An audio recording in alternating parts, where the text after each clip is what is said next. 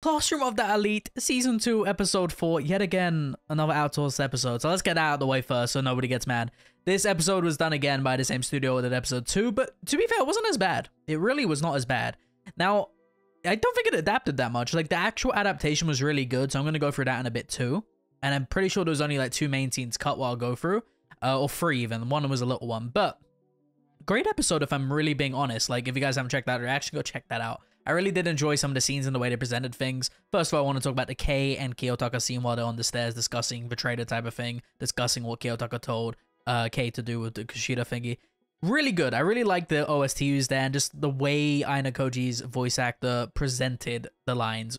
Gave me chills almost. Really liked the scene and everything, so Studio Lodge did a really good job on that, or Studio 10 Sec, I think it was. But, okay, so, as you can see, some of the things in the show, or this episode at least, one, you know, didn't look too pretty. They look too pretty, but I enjoyed the episode a fair bit to just, like, put that out of the way. And a lot of people are going to say, hey, oh, they didn't notice it either. So I just, like, when I review, I'm not hating on it. It's just, as a review, I'm mentioning everything what was in the episode. So if you guys didn't notice, I'm just telling you what happened. So that's what it is. I'm not hating. I enjoyed the episode. Good 7.5 to 8 out of 10 for me, in my opinion. Not as bad as 2. Nowhere near as bad as 2. So let's get that out of the way, first of all. Now, let's get to the cut content. Not much, because I believe they only adapted from my file. They only adapted like 65 pages, so up to chapter 5.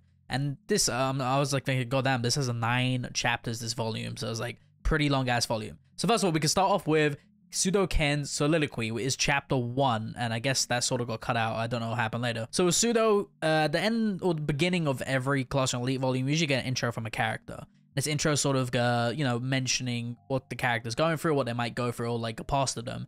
And with this intro, it's sort of like hints, oh yeah, this person might be important within this volume. So Pseudo will be a main character, I suppose, within volume 5, which is episode probably 4, 5, and 6. I don't see it going past 6. So with Pseudo, he mentions that he isn't really a capable person. His mom abandoned them to go to the nightclub business, and he decided to get stronger, hence Pseudo's toughness, as you guys can see within the series. He mentioned that he likes sports, and he even says he's a big idiot, so that's why he decided to give up on studying and really just go into sports himself. He got recommended to high school because of basketball, and he was one of the best basketball teams in the entire country. And he has a dream. He knows he's trash, and he knows he's born from trash, but that is why he chose this school. A dream school that didn't cost any money and can guarantee his future. And I think Pseudo knows, like, he ain't the best person. He knows, like he said, he was born from trash. So just him saying this shows like another side of Pseudo, which I do hope they show or somehow show in a certain way. Really nice though from Pseudo. Pseudo is, I don't want to say, I could say one of my favorites, but like his development is something I look most forward to out of all the characters in Classroom Elite. So good for Pseudo. I do like how he's sort of like recognizing his trash and saying, hey yo, I want to go to this school because I can guarantee my future. Dope though. Now move on to the next thing. And I guess it could be the exam thing because they just explain the exam instantly. But I guess I could go through it a little bit. Obviously, we have Class A and D, what are red team, and Class B and C, what are on white team. Points will be allocated. First place will be 15 points, but I'm not going to go for the points just because the amount of people within the classes now are less, so I don't know how that's going to work. But you do obviously get points and penalties. But they said penalties, but they didn't really clarify on the penalties, so I'm not going to mention that, I guess. So as for all of these rule things, I don't know if it's even valid to say because honestly, I literally do not know. As for the events, we have 100-meter dash, hurdle race, capture the flag, boys only, ball toss, tug of war, obstacle course race, 3-legged race, cavalry battle, 200-meter dash, and then there's events for recommended participants, which scavenger hunt, 4-way tug of war, 3-legged race, again, mixed boys and girls, and 1,200-meter relay race. I believe all of that was within the anime? Unless like it showed less, but big stuff coming. One thing I really want to see is like you know, the capture the flag type of one. That's the one I'm really excited about, and I hope they do it. So we have to wait and see. We do have to wait and see. All right, and then we have sort of we're in the gymnasium, and I don't know if this is gonna be shown next episode, so I'll bring it up a little bit. It was sort of a meeting with 400 people. It's pretty much a whole school there. We had Horikta Manabu, so this is the student council president, and I guess this is, you know, leading the red team. I'm not gonna say the whole school, but it was most of the red team over here, Class A and Class D from all the years. So Horikta Manabu sort of leading this and having a meeting about the red team type of thing. He mentions that the only competition where all classes will compete in is the 1,200-meter race, and that's from every grade. So That's all I'm gonna really say mostly. We also have a conversation again with Katsuragi. They love cutting Katsuragi's scenes out. I don't know what Larch's, you know, like vendetta is against Katsuragi, but my boy gets every scene cut out. He's talking to Yuen, and then they sort of, Yuen sort of notices Sakinagi and wondering about it because she's sitting down. And Katsuragi's just like, that's Sakinagi Arisu. She's disabled. Please be sensitive about it. You might have seen her in season 1 where the girl with a cane. So obviously she can't participate in any of the events. So sad for Sakinagi, but she do be a really good character. Even someone said she was really cute as well. So really interesting. The boys do find her cute, and it's just she can't participate in these things though. But everyone did take notice of her. Well, obviously got cut out within the anime, but I'm not too sure if it's going to be shown next episode, so it could. That's why I'm not really going into it as much. If it isn't, then I'm gonna dive into it more next week. So let's wait and see. Obviously, one last thing within this as well, you can really see most of the class leaders coming into play. It would be Yuen, Ichinose, and Katsuragi. Just really sort of talking about what's happening within this situation. After that, Kiyotaka decided that he was going to stay in the classroom alone, and he saw Troubleshooter in there. She mentioned that he was there for a little bit longer than usual, and then he asked if she was on duty. She said something like that. She says, working adults tend to multitask unlike children. You know, we really get this dynamic between Troubleshooter and Ayano Koji, where they're always taunting at each other a little bit. And Troubleshooter does it a bit more than any other student. Like, she does it with Ayano Koji a lot. She says this is the first time she's seen him roaming around after class alone. And we get, obviously, a nice panel of Troubleshooter just spraying water around. With that, they talk a little bit longer. She's saying she's not going to interfere with him unnecessarily.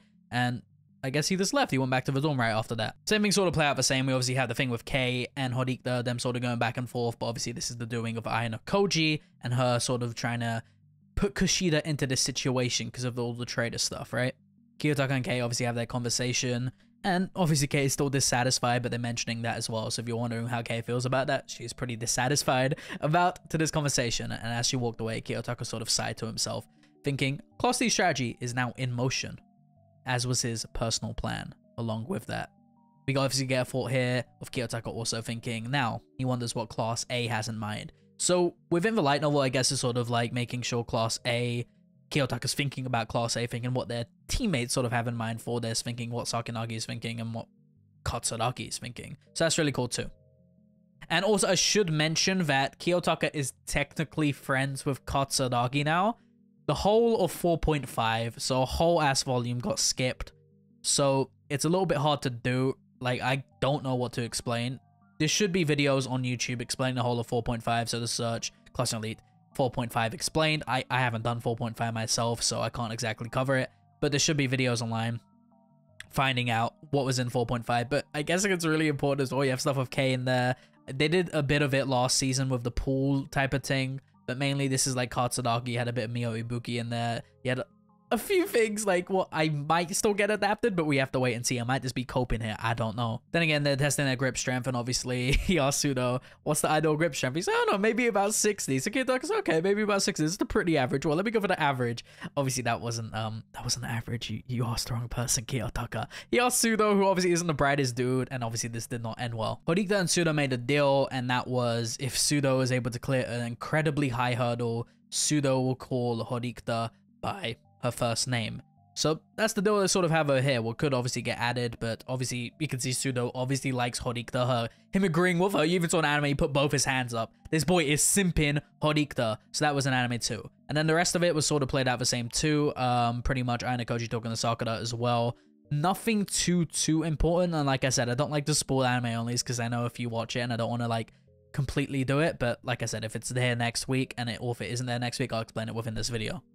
We obviously had the thing with the three-legged race, and Kiyotaka obviously dragged on Horikta, what I found really funny. Horikta was taking a lot of L's this episode, and the L's aren't over yet within this volume. Really funny from Horikta, but at the end, he obviously spoke about the Kushida stuff, saying he wants her to come out tomorrow, and obviously with Kushida, who is supposedly betrayed her.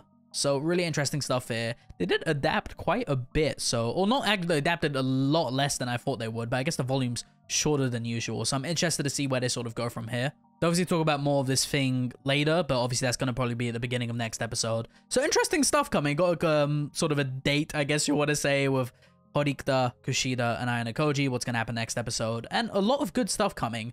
I saw some people saying they thought next episode is going to be the final one of Volume 5, which I doubt. I'm probably going to end at 6, which is good pacing in my opinion. I did like the pacing in this episode, but like I said, it's either the art's inconsistent and then the pacing's good, or the pacing's sort of mini inconsistent and art's really good. So I don't know what I prefer at this point. I did really enjoy this episode. For the big ones, if someone keeps asking why does it keep getting outsourced, I'm pretty sure they're saving it for the big ones. So I assume the big ones will be episode 6, episode 9, and then all like from 10 plus, those are huge episodes. So I assure you from 10, 11, 12, and 13, don't worry about those episodes. Those should be amazing episodes from my eyes, at least, I would hope. But dope stuff coming for Class Elite. Let me know what you guys want in the comments.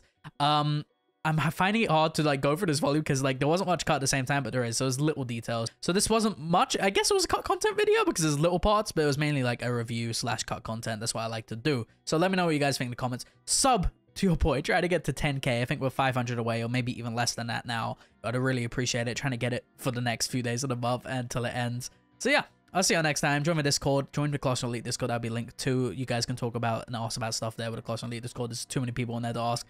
Probably even better than me. So yeah, I'll see you next time. Sensei out.